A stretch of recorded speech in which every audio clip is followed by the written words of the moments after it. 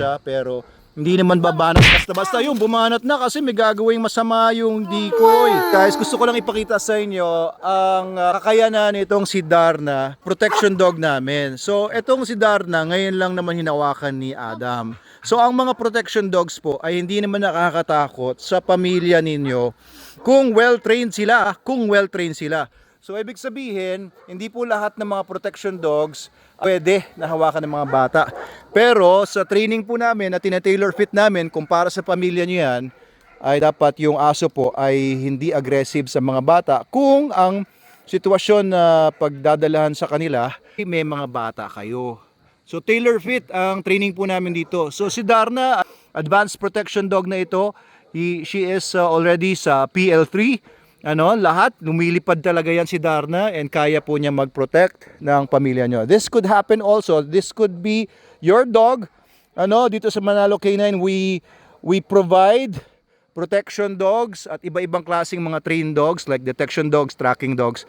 And kung kailangan nyo po ng mga dogs na poprotect sa inyo, sa business ninyo, sa family ninyo, kahit may kids po kayong ganyan, kung well-trained sila. So, ibig sabihin, hindi po lahat ng mga protection dogs. So, Manalo K9 has been doing this since 2007. So, ito, papakita lang natin yung kakayahan ni Adam. Teka, si Adam muna.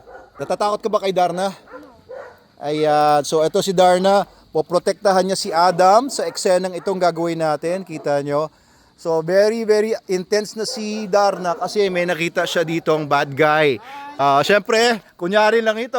Oo, kundi pinakulong na natin to. Pero ayan, isang kunyari mag-action na bad guy na gagawa ng masama kay Adam. Anong balak mo kay Adam? Anong balak mo kay Adam? Wala po, Dok. Mag-ano? Pedophile ka ba? Ayan, kunyari siya gagawa ng masama sa anak ninyo or sa pamilya ninyo. Ayan, taso nagpapakita na ng suspicious movements etong si Decoy. Suspicious movements. Kaya yung aso naman ay nyo. Okay, so stable naman siya pero alertong-alerto. Tignan nyo yung mukha niya, alertong-alerto na. Ready na siya pero hindi naman babanat basta-basta yung bumanat na kasi may gagawing masama yung Decoy. Pinakawala na ni Adam. Ayan. So pwede mo ba siyang pabitawin? Adam, nagsusurrender na yung yung pedophile. Surrender na daw siya. Tawagin mo nga. Out, pa-out mo na. Pa-out mo na. Ayan. Oh, very good. Very good, Darna. Very good. Ayos po ba? So ganun ang mga kayang gawin, ng mga K9 natin. Halimbawa naman, uy, nakawala na naman. Oh, inutusan ni Adam na bumanat ulit. Grabe si Adam, mukhang natuwa na. Oo, galing mo na palang mag-train, Adam, ha? Paano mo natutunan yan? Hindi ka natatakot? Nakakatakot si Darno, oh. Out, sabi mo muna out. Huwag mo hilahin basta-basta. Out muna. Out! Darna, out! Huwag mo hilahin at naka-prong. Out! Sige, sabi mo out. Huwag mo hilahin. Basta lang. Word, verbal lang. Gigil pa si Darna. Ngayon lang kasi nawakan ni Adam to. Pero ideally, ite-train po namin ang pamilya nyo na pag sinabing out, ay bibitawan naman. Bibitawan lang kasi surrender na. Bitawan mo na muna. Okay. Gusto pa kumagat eh. Okay, so walang basta-bastang makakalapit sa mga anak ninyo. Safe ka ba, Adam? Safe ka? Ayan.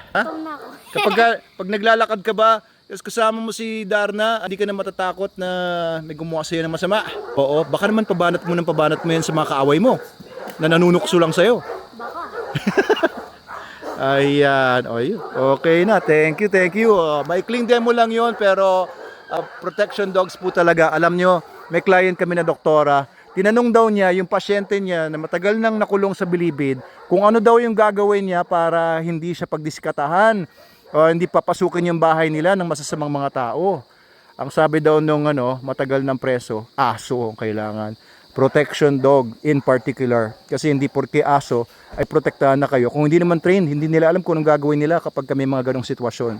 So ayan guys, konting demo lang about Darna's capability. Message po kayo sa amin. Kung gusto niyo patrain yung aso ninyo or kumuha ng protection dog para sa pamilya ninyo na napakaalaga ngayon, dumadami ang mga krimen, dumadami ang mga masasamang mga tao. kumuha na kayo ng protection dog sa amin, tuturuan po namin kayo and assist.